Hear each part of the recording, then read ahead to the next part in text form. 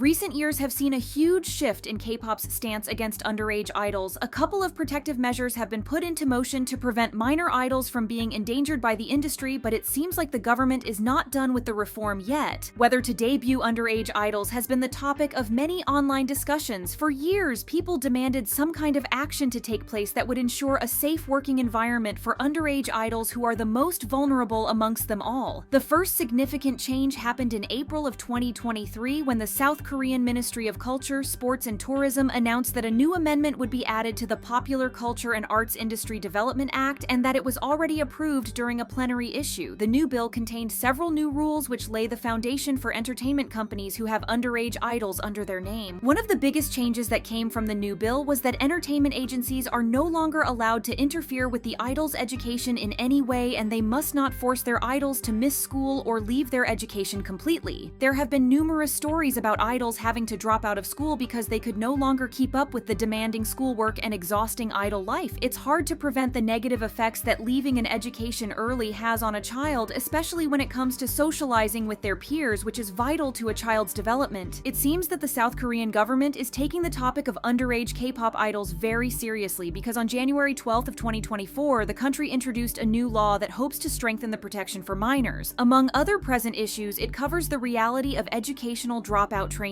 The Seoul Metropolitan Council recently shared that the Ordinance on the Protection and Supports of the Rights and Interests of Young Cultural Artists in Seoul finally passed in December of 2023. The government aims to become more considerate of trainees who have dropped out of the training process but haven't completed their education due to their trainee activities. The City Council hopes to provide these people with certain career counseling that would hopefully help them explore different career opportunities. Due to the new law, entertainment companies were not only ordered to follow a new approach when it comes to the education of their idols, but most importantly, the changes in law prohibited them from compromising the health or overall well-being of their underage idols. This includes either forcing the children to lose weight or take up cosmetic procedures to enhance their looks. Interestingly enough, this new law will only be applicable to Seoul due to the high concentration of entertainment companies in the city. As of September of 2023, 82% of the 4,774 entertainment agencies existing in South Korea were registered and operating in Seoul. Majority of the auditions, training, and idol activities take place in Seoul, but the city is majorly lacking when it comes to protecting the rights of underage idols. The newly passed law is primarily focused on the prevention of any damage to the physical and mental health of young trainees, especially through forced weight loss or plastic surgery. The law also aims to empower the city council to strengthen and support psychological assessments and counseling for trainees to help them cope with stress triggers. Some of the stories K-pop idols shared about being forced to lose weight are truly disturbing. We've all heard Twice's Momo confess how she went through a time period where she would only consume ice so she could get to the weight her entertainment agency set for her. Momo almost got to her breaking point when she would go to bed at night and fear for her life because she was scared she would never wake up again. Many female idols shared they were forced to become underweight because that's what their agency desired. Just a few days ago, on January 24th of 2024, former member of Mamaland Daisy opened up about the repulsive way entertainment agencies would reward their underage idols for losing weight. In a TikTok shared on her account, Daisy decided to open up about her time as a trainee and possibly knowing that some K-pop fans love to speculate about everything. She warned people from assuming what company she's talking about as she had been under multiple different agencies. Daisy shared that much like other companies, the one she was under at that time would hold monthly evaluations and would have a year-end evaluation in December. The one at the end of the year would be themed as an award show, and it generally wasn't as serious as the ones taking place every month. Daisy shared, because it was like an award show, they gave out awards, and these awards were basically custom-made trophies that you can order online, and these awards were very unserious and lighthearted in spirit. Daisy added that the categories included people who came out of the practice room the most or who had the biggest improvement. Daisy confessed that she had a weird feeling about the last category, which was literally called the Diet Award. She continued by saying, "I didn't think anything of it at the time, but I suddenly remembered this and I was like, this is kinda weird." The last category was literally called the Diet Award, given to the person who lost the most weight. Daisy expressed that her company just wanted to reward trainees for their hard work, but this one didn't sit well with her, especially since none of the trainees were adults at that time. Back then, Daisy didn't think anything of it, but added that she wanted to win that award too. At the end of the video, she shared that she hoped that particular company stopped doing those awards and that she lost her sense of judgment when discussing these topics, proving that diet culture can truly affect how individuals view certain things. Apart from issues surrounding the forced physical physical changes and the trainees' education, the new law aims to focus on harassment against trainees as well. There have been heartbreaking stories coming from female idols who were exploited by their own companies when they were underage and preparing to debut. These companies and influential CEOs committed actual crimes against vulnerable trainees who were underage and mostly female. The new law hopes to facilitate psychological testing and proper counseling for trainees. If everything goes well, the new law will provide early intervention if a trainee's mental health is facing certain risks. Their mental health is also said to hopefully be monitored and supported adequately. The working hours for underage idols already changed last year. Since 2023, artists under the age of 12 are not allowed to work for more than 6 hours a day or 25 hours per week. Artists between 12 and 15 years are prohibited from working for more than 7 hours a day or 30 hours a week. Artists over the age of 15 can only work up to 35 hours per week or 7 hours a day. Together with the precautions from last year and the changes taking place this year, young trainees will hopefully be able to work in a secure and supportive entertainment that takes their age into consideration. Trainees carry immense pressure on their shoulders, and it only grows bigger as K-pop becomes more and more popular. Young trainees having an ideal working environment that doesn't pose any dangers to their physical and mental health sounds truly ideal, but at the end of the day, it's up to the entertainment companies if they choose to abide by the law or not. In 2023, just a few weeks after the new amendment was announced, entertainment companies were already voicing out their disagreement with the law and shared their refusals to act accordingly. Last year, several industry affiliates shared their claims that because the labor regulations for underage idols got stricter, they had to face unexpected problems. Some of the associations included the Recording Industry Association of Korea or Korea Music Content Association. They claimed that the limited working hours for teenagers subdivided by age turned a blind eye to reality, hinting that even though the new law prohibits them, entertainment companies will possibly continue overworking their underage idols. They also touched on the topic of education, claiming that non-celebrity students can study until late at night, but teenage trainees are not allowed to do the same, essentially comparing late-night studying sessions to working a 9-to-5 job. Studying well into the night is just as unhealthy as working long hours every day, especially since thousands of students suffer daily because of the academic pressure stemming from the society's toxic academic culture. Entertainment companies were soon joined by K-pop managers speaking up about being against the protection bill. 2 K-pop managers came forward in 2023 to share their concerns about the new restrictions. One manager highlighted the passion and dedication young trainees put into their practice and how it may hinder their growth and improvement. They said, "It's usually the trainees themselves who devote all their time to practicing because they want to for their future. The new bill will only deter these trainees from working on improvements and growing skills." There's some truth to this statement since trainees strive to be the best they can be because of the insane competition in the industry. The same manager also added that the government should consider prioritizing basic safety measures instead of risking the industry's progress. Another manager who looks after a group that includes an underage member expressed their apprehension about the bill, stating that the age restriction could create a sense of exclusion surrounding the underage member if they are made to follow a different schedule compared to the rest of the members, especially during promotions. Nonetheless, K-pop fans are happy to see some change taking place and hope that young trainees and underage idols will receive the protection they need so their physical and mental health and overall well-being isn't compromised.